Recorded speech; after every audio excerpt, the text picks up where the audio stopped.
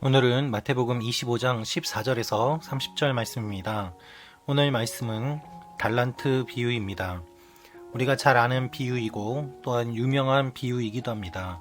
그런데 오늘 말씀은 실제로는 예수님께서 종말에 대한 이야기를 하시면서 어떻게 준비해야 되는지 말씀하시는 비유라는 점을 우리는 문맥을 통하여 이 비유의 의미를 살펴보아야만 합니다. 몇 달란트 받고 몇 달란트를 거두었는지 그것에 주목하는 것이 아니라 실제로 우리가 종말론적인 삶을 어떻게 살아야 되는지 주님께서 이 비유를 통하여 우리에게 알려주셨음을 우리는 기억해야 한다는 것입니다. 오늘 말씀을 보면 이렇게 시작됩니다. 14절입니다. 또한 하늘나라는 어떤 사람이 자기 종들을 불러 재산을 맡기고 여행을 떠나려는 것과 같다. 하늘나라에 대한 이야기를 하십니다. 그런데 어떤 사람이 자기 종들을 불러서 재산을 맡기고 여행을 떠납니다. 여러분, 종들을 불러서 재산을 맡기는 것은 그만큼 종들을 신뢰하지 않으면 불가능한 일이었습니다. 믿지 않는데 어떻게 재산을 맡길 수 있겠습니까? 그런데 주인이 신뢰하는 이 종들은 그 능력에 따라서 각각 5달란트, 2달란트, 1달란트를 주었다라고 기록이 되어 있습니다. 이것은 차별했다는 의미가 아닙니다. 재능대로 주었다는 것이고 그 재능대로라는 말은 각각의 고유의 능력에 따라서 주었다는 것을 말합니다. 이것을 보면 주인은 종들의 성격과 능력과 또한 어디까지 할 수 있는지를 매우 잘 알고 파악했음을 알 수 있습니다. 이것은 주인이 종에게 관심이 있었기 때문에 가능한 일이었습니다. 자, 주인은 종을 알고 관심을 기울였고 그리고 기대했습니다. 그래서 자신이 가지고 있는 재산을 주었던 것입니다. 각각 5달란트, 2달란트, 1달란트는 차별해서 준 것이 아니라 그들이 할 수 있는 역량을 최선을 다해서 주인이 제공해 주었다라는 것을 의미합니다. 5달란트 받은 종은 그 돈으로 장사해서 5달란트를 더 벌었습니다. 2달란트도 마찬가지였습니다. 그런데 1달란트 받은 종은 땅에 구덩이를 파고 돈을 감추어 두었습니다. 시간이 흘렀습니다. 그리고 주인이 돌아와서 결산을 하게 됩니다. 5달란트 받은 종은 주인에게 이야기를 합니다. 20절, 21절 말씀입니다. 5달란트 받은 종이 주인에게 5달란트를 더 가져와 말했다. 주인님은 제게 5달란트를 맡기셨습니다. 자, 보십시오. 제가 5달란트를 더 벌었습니다. 그러자 그의 주인이 대답했다. 잘했다. 착하고 신실한 종아. 내가 작은 일에 충성했으니 이제 더 많은 일을 맡기겠다. 와서 내 주인의 기쁨을 함께 나누자. 그리고 2달란트 받은 종도 역시 같은 이야기를 합니다. 문제는 1달란트 받은 종의 반응이었습니다. 24절, 25절 말씀입니다. 그때 1달란트 받은 종이 와서 말했다. 주인님, 저는 주인님이 굳은 분이라 심지 않은 데서 거두시고 씨 뿌리지 않은 곳에서도 곡식을 모으시는 것을 압니다.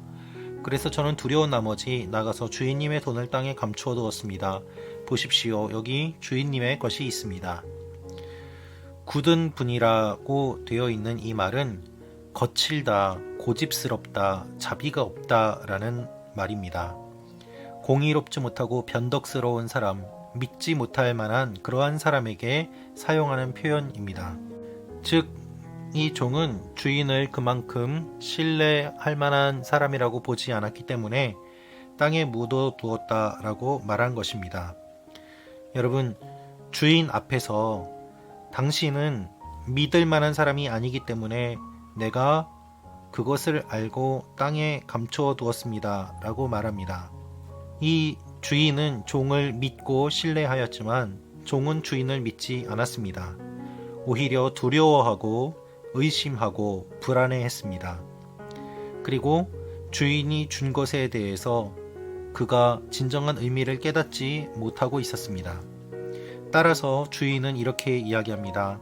26절, 27절 말씀입니다. 주인이 대답했다. 이 악하고 게으른 종아, 내가 심지 않은 데서 거두고 씨 뿌리지 않은 곳에서 곡식을 모으는 줄 알았느냐? 그렇다면 너는 내 돈을 돈놀이하는 사람에게라도 맡겼어야 하지 않았냐? 그렇다면 내가 돌아와서 그 돈에다 이자라도 받았을 것이다. 그냥 땅에 묻어두는 것이 아니라 돈놀이하는 사람에게라도 맡겼으면 이자라도 나왔을 것인데 너는 그것도 하지 않았다라는 말입니다. 여러분, 사실 주인은 이 종이 얼마를 더 벌어왔느냐에 관심이 있었던 것이 아니었습니다. 이 주인의 관심은 사실 이 종들이 어떻게 하는지에 관계없이 그들을 믿어주었던 것이죠. 만약에 이들이 그 받은 돈조차도 다 잃어버리고 어떤 장사를 하다가 손해를 보았다고 한다면 아마 돌아와서 그 손해본 것까지 갚아 주었을 것입니다. 열심히 한 것에 대해서 칭찬하고 좋지 않은 결과가 나온 것에 위로해 주었을 것입니다. 그러나 한 달란트 받은 종은 이 주인을 완전히 오해하였기 때문에 주인이 화를 내며 이렇게 이야기를 합니다. 사실 한 달란트라는 것은 상대적으로 적어 보이는 돈이지만 실제로 적은 돈은 아니었습니다. 한 달란트는 16년 동안의 품삯에 해당되었습니다. 여러분, 여러분의 16년 동안의 그 임금, 그 돈을 누군가가 주면서 그 돈으로 하고 싶은 것을 하라고 이야기를 한다면 어떻게 반응하시겠습니까? 그 돈을 왜 주는가라고 생각하고 또한 그것을 받은 것 자체가 생각할 수 없는, 감당할 수 없는 큰 은혜라고 여기며 주인에 대해 감사함을 느끼고 최선을 다하지 않겠습니까? 예수님께서 말씀하시는 내용이 그것입니다. 우리가 살아가는 이 인생은 하나님에게서 받은 선물입니다. 그래서 때로 인생에서 슬픔도 있고 아픔도 있고 넘어지는 일도 있지만 끝까지 좌절하지 않고 최선을 다해서 노력할 때 하나님께서는 그것을 기억하시고 또한 칭찬하신다는 말씀입니다. 아무도 알아주지 않는 것 같지만 보이지 않는 곳에서 수고하고 노력하는 것, 그것을 주님께서 알고 계십니다. 그래서 사람들의 칭찬을 받지 못하지만 하나님의 칭찬을 받게 하시고 또한 더 큰 은혜를 주셔서 사람들에게도 알려지게 하셔서 그 모든 수고한 것들을 갚아주시는 분이 우리 하나님이십니다. 하나님께서는 이 말씀을 우리에게 하십니다. 주님께서 언제 다시 오실지 모르기 때문에 최선을 다해서 이 일들을 감당하라는 것입니다. 우리에게 주어진 인생을 최선을 다하여 살고 주님 만날 그날까지 최선을 다하여 많은 열매를 맺을 때 하나님께서 기뻐하신다는 것이죠. 우리의 인생은 하나님이 주신 선물입니다.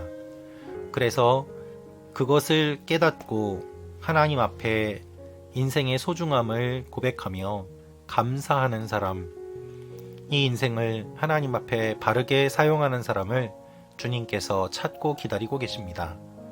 오늘 하루도 말씀 참고 가족 여러분 한 분 한 분의 삶 가운데 하나님의 은혜가 임하기를 기도합니다. 여러분은 한 달란트 받은 사람이 아닙니다.